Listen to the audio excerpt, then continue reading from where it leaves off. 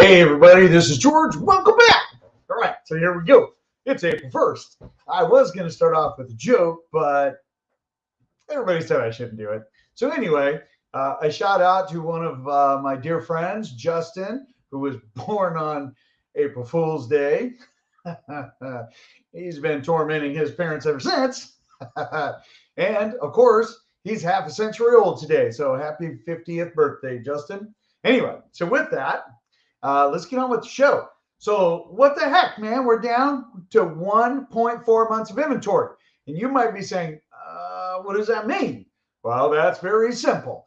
If we have a bucket and everybody, all the agents and every single real estate company, they put their listings in this bucket and I put a lid on it, and I call that bucket the Northwest MLS or the multiple listing service, we should have 4 to 6 months of inventory in that bucket to sell. That is considered a balanced market historically. Now, funny enough, we haven't seen those numbers since probably 2013. So when we take a look at what's going on today versus even what was happening in January or even December or November of October, when our inventory was double where we're at today, this is going to be a big deal because, as you know, supply and demand is going to have a significant impact on pricing because there's a lot of media noise out there. There's a lot of what I call noise out in the industry in different areas and people estimating what the heck's going on. And we're just going to dial that right in for you. So let's do this. So first of all, remember, let's get to my big screen here. Let's make sure you like, subscribe, and share. And in fact, smash the subscribe button. Why? Because listen, you help the algorithm help others to get really good, solid information. Look, there's no selling. That's the super cool part. But everybody's talking about February. Now, I hate to break this to you. It is April now.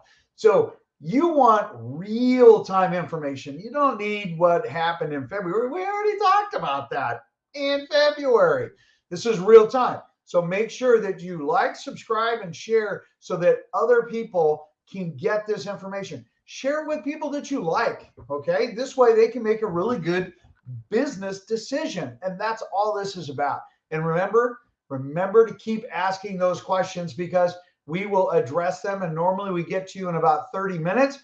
We're on Sundays, but we'll get to you in about 30 minutes and answer your questions. Sometimes we send you a video and whatnot because it's just easier to explain it then. Anyway, on with the show here. So when we take a look at the what is going on, you can see that Friday, which is a big number for us, 974 homes came on market. There were 1,284 that came off, and there were 922 that sold. During the week, it was averaging roughly about 800, dipped down to about 600 that, running 7-day average, depending on what part of the week. But you can still see that we are still, for every home that's coming on market, 1.5 are coming off. And during the middle of the week, it's 1 comes on market, 2 go off market. And we are continuing, at least since the middle of October, to continue to draw those numbers down. That is super important to understand because there are fewer and fewer homes available for buyers. We are seeing multiple offers again. We are seeing a small escalation, not the craziness that we saw before, but definitely we're seeing some escalations. But more importantly, we are seeing really good pricing and the multiple offers with the buyers out there. Every single home that we have looked at have had multiple offers. Go figure. All right. So when we go on to our next slide here, you can see that our April numbers, well, technically March, you can see that the highlighted section there, super easy to understand. The dark green is the number of solds. Light green are the homes that are available. So when we look at last year, you can see that the dark green outperformed the light green. Well, holy smokes, we had, I think it was 7 days of inventory this time last year. Well, that is peanuts. At least we have 1.4 months of inventory instead of days. We have at least a little over a month. Now, understand, as we go through the presentation today, you're going to understand how this is going to be super important, and not to listen to the rhetoric that is out there on the national level, because each market is individual to itself, and they're looking at things on a much bigger scale. We're going to be, looking at some information from Matthew Gardner from Windermere, their chief economist, super smart guy, along with, Daryl, I forgot her last name. Anyway, from Redfin, and then, of course, Hannah Jones from Realtor.com. We're going to go through those. And for those of you that wonder if this is, do I have a script? The answer is no. I actually create the presentation, and then I give it to you guys.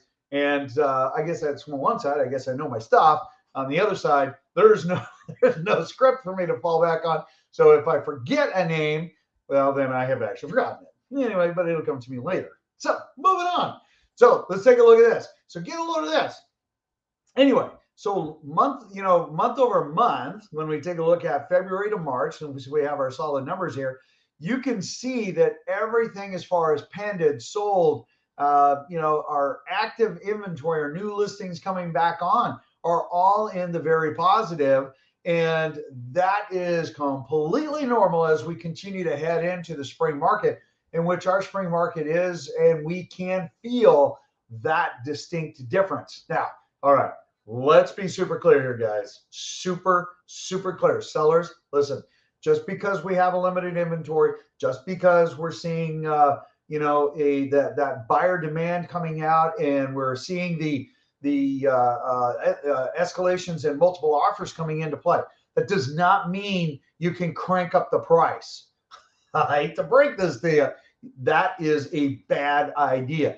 You must be super sensitive, because remember, if your home sells in the first 7 to 10 days, you're going to look at between 100, 107% of list price. If you miss that mark and you go out to 20 days, you're going to look at 98, 96% of list price. If you miss that mark and you go out to 40 days, look, you're only going to look at 92 to 93% of the list price. It is super important to understand, if you want more dollars in your pocket with retaining more control over the sale, you need to price yourself more competitively. The longer you are on market, the worse off you are, statistically speaking. I can prove it day in and day out. I have had a couple of sellers, in which one I just spoke to yesterday, they laughed and like, oh my gosh, you were absolutely spot on, when we did a valuation for them, and they actually went and tested. Out of the 8 homes that were sent, only one of them was just outside. It was, it was on market for 45 days, and I think it was 93.2%. It was just on the other side. But anyway, for the most part, it's accurate, statistically speaking, right? All right, moving on. All right. So if we come back to this, and we take a look at the year to date, year over year, year to date, you can see that our sales are down, quote unquote, 27%. And our new listings are down 27%. The solds are down almost 27.5%, which again is not unexpected, considering the fact that, well, guess what? Interest rates are double where they were at last year. Now, that is going to start to change this month, because remember, as we showed you last week, end of month numbers, our inventory in April of 2022 had actually jumped up quite a bit, like from 3,600 to over 5,000. Okay. Well, we're at 6,000 and change right now. And when you take a look at those numbers, hey, we're getting pretty close to where we're going to start seeing where it looks like it's a better market than it was last year. And that's upon us. And it's probably going to happen, even though there's some interest rate bobbling going on that we need to be mindful of. All right, moving on. When we take, when we take a look at new construction, you can see again, look at the light green, man. It's like, boom, look at that. We have tons and tons of inventory. And you're like, oh my gosh, look at that. Oh, what is going on? But guess what? Take a look at this. We're taking it all off the market. That is awesome sauce. Look at that. So our pendant sales just year over year is up 19%. And when we take a look at just March of last year and March of this year, pendants are up 32.4%. and our sales are only down for new construction. They're only down basically, what is that? 30 homes, 31 homes. That's it. That's it. Year over year, 31 homes. And interest rates were half of what they are now. And we are still seeing that pressure. Why are we seeing an increased volume of sales and pending in new construction? Well, naturally, people like new homes, right? All right, like new cars, they like new homes. Plus, there's a lot of incentives from builders right now, and you can get some serious benefits on some of these plots that have a, hey, the builder lost their seller or their buyer, or the fact that they have standing product that they need to get off the market. Great opportunities. Toll Brothers is absolutely just killing it with their marketing, and they did a really great job tactically speaking. I'm going to see how that progresses through the week. Actually, the weekend is when that will hit. We'll see how much activity that created for them. And I'll be giving the site agent a call to find out what's going on. Anyway, so in the regards to new construction, bam, they're hitting it and they're doing great. Why? Because there's not a lot of homes available out there in the industry. If you think about it, half of Washington State only has 6,300 homes when, just a couple of months ago, we had 13,000 homes. Half of Washington State, half. That's peanuts. So anyway, we need more sellers coming on market, which we might see. When we take a look at the bank-owned homes, you can see here that we spiked a little bit, not uncommon. But really, at the end of the day, when we take a look at the numbers, we're talking about peanuts here. They say, oh my gosh, foreclosures, they're up 80%. It's actually an REO. Bank-owned homes are up 80%. Yeah, okay. Well, we're only talking about 25 homes through all of Washington State, or half of Washington State. That's nothing. That'll go away. You can see that the sales, we're right on target with where we should be. They're coming off just as much. Look, we're still one of the 5 sweet spots across the United States, but understand this.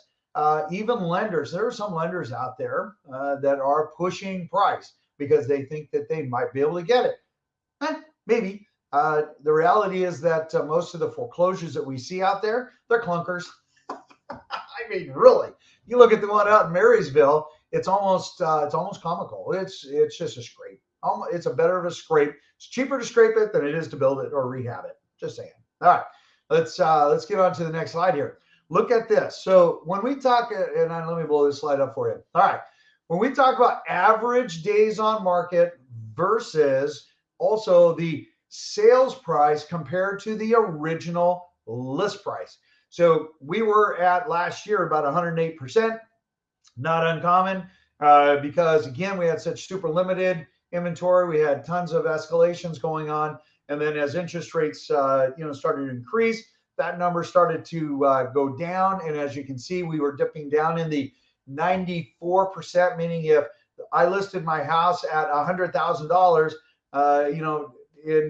from September through basically December, January, I was only looking at getting $94,000 for my $100,000 listing. Now I'm at $97,000. That is starting to swing back up again, which is totally normal.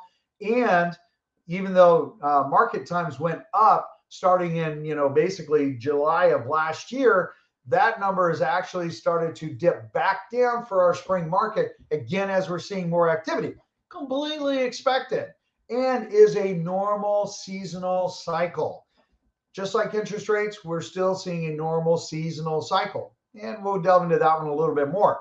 Okay, so when we talk about, and this is an important one, we talk about sales prices, both, sales prices and list prices are showing month over month an upward trend, a little bit of a downward trend from last year. But understand, let's keep something in perspective. A sales price or an average sales price for an area, if they say, hey, it's lower than it was last year, that's just an average sales price. That doesn't necessarily mean a home's value came down. It's what people were buying that came down. Now, yes, sometimes the two have a relationship together, but keep that in mind. So if they're saying that, hey, you know what, the average sales price is down, 4%. That doesn't mean that somebody's house went down 4% in value. It just means that the average of what people were purchasing. Well, and here's the logic, right? As mortgage rates go up, people can afford less, and therefore they would be looking in a different price point. Sometimes the homes that they're looking at are adjusting in that price point. Sometimes they just go to a different price point. But in many of our areas, we're actually seeing price appreciation in the urban areas. Rural areas are seeing a little bit, not so much an increase, maybe a little flat, sometimes a little bit less, but we're still seeing some positive numbers out there. So make sure that you differentiate differentiate the two. Sales price versus actual market value have a relationship, but they are not directly related. One does not control the other, not necessarily. Anyway, my humble opinion. Look at that. Here we go. Here's our title. So just in December, January, we had 2.5 months of inventory. That ended up going, basically when we go back to June, when we were at 2.1, then it dipped down a little bit during the summer. And then, of course, it popped back up again, 2.3, 2.2, 2.5, 1.4 months of inventory. And that is super important to understand because that just means there are less homes. And our absorption rate, when we use the sponge story, right now that sponge is able to absorb a lot more water, okay? For those of you that don't know the sponge story, last year in March, April, that sponge was dry because there wasn't very much inventory out there. And every bit of inventory or water that we would pour into that sponge, it would just suck it up. It would suck it up. And then as we hit June, July, as you can see, by 2.3, 2.4, 2.5 months of inventory, that sponge got to the point where it was, holding about as much water as it could, and maybe it was giving a little bit of water back. When you fill the sponge too much, starts spilling out a little bit. Right now, we're pouring that water into that sponge, and it's taking it. Okay, and in fact, that sponge is getting drier, and we're not putting enough water to keep that sponge full. Sponge analogy. Anyway, moving on. No more sponge stories. Here we go. Rates. Here we're going to come into a funny little story. And no, I'm not going to tell a story. So rates have been bobbling up and down. As you can see, they've been heading in a slightly downward trend. Par pricing today is right about 6.32. Okay. When we take a look at a bigger scale here, 6.57. Yeah, these are the rates as of Friday. And as you can see, things are kind of bobbling around. And as you can also see that the 5-in-1 arms are at 6.60. So not as much of a value as they are with the 30-year fixed. And that's one of the other things that as you guys are looking at different options, make sure you're looking at all options and what ones make the greatest amount of sense. Because right now getting 30-year money is cheaper than buying a 5-and-6 arm. 5 and 6. It used to be a 5-in-1, meaning it's fixed for 5 years and adjusts once a year. Okay, now it's a 5-year arm and it adjusts every 6 months. And they made that change. You don't really see 5-in-1s anymore. It's mostly 5 and 6 because they adjust biannually. All right. When we take a look at what's going on, when we take a look at Ye Old Fred report, says by late 1981, rates were more than 18%. By comparison, in the 1970s and in the early 80s, the current inflation rate was just over 6%, which doesn't seem so bad today. Nor does the current average rate of 6.42% for a 30-year fixed mortgage seem all that terrible today. And when you take a look at this, you might be saying, George, what the heck? Why are we going back to the 70s and 80s? That is so funny because here's the thing. I told you I wasn't going to tell you a story, but we don't have a 3-hour tour like Gilligan's Island, so I'll keep it short. Here's the thing. Because this market is so unique, and a lot of people are saying, oh, this is going to be as bad as 2008. And I'm like, there's no way it can be like 2008. We don't have the inventory. 2008, we had 10 months of inventory. It's probably not that much, but in some areas, they actually had 13 months of inventory. We have 1.4 months of inventory. So here's the thing. 2008, gobs and gobs and gobs of inventory. Today, we have very little inventory. Back then, interest rates were in the mid 5s, and sixes, mid fives, and started to come down a little bit. We're in the low sixes, high fives, and we're having some. We had a massive increase in rate, but it appears to be leveling out. The pivot, which the Feds might very well be on the verge of a pivot because they are adversely affecting the commercial industry. But because we don't look like and don't even resemble 2008, they went back to the 90s. Then they went back to the 70s.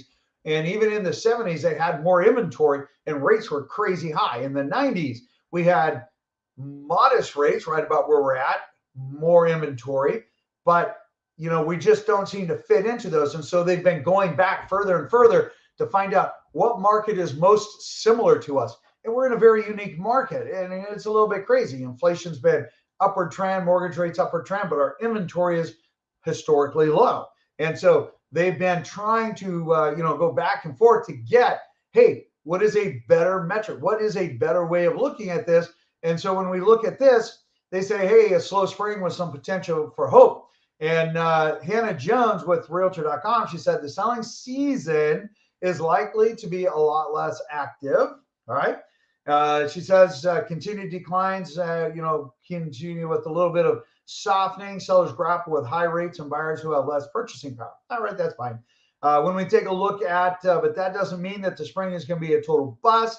When we take a look at what Matt had to say, he says it's even possible that demand could tick upwards. Rates could actually come down somewhere this year, which is entirely possible. It is predicted more for Q4. We are doing exactly what was predicted, during our show last year. We're actually pretty accurate, all things considered. I'm pretty proud of that. So we're expecting maybe Q4 will actually see some softening of the market if we are actually in the Fed pivot right now, which would then we would start seeing the mortgages going down. Remember, the Feds do not control long-term mortgage rates. That's a stock market thing. Mortgage-backed securities, watch your 10-year treasury notes and things like that.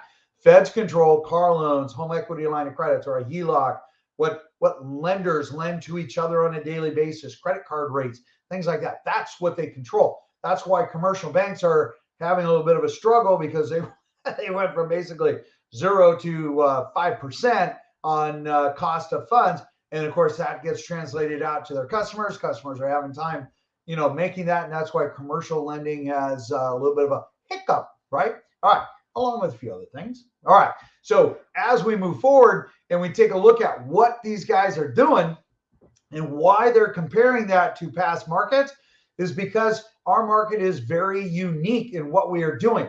So if you have any questions, again, make sure you reach out, subscribe, share this with people you like. Let us know what you think. If there's anything else information-wise you want, hey, we're here for you. And in the meantime, it's an absolutely stunning day out there. Have a fabulous weekend, and I will see you on the next video.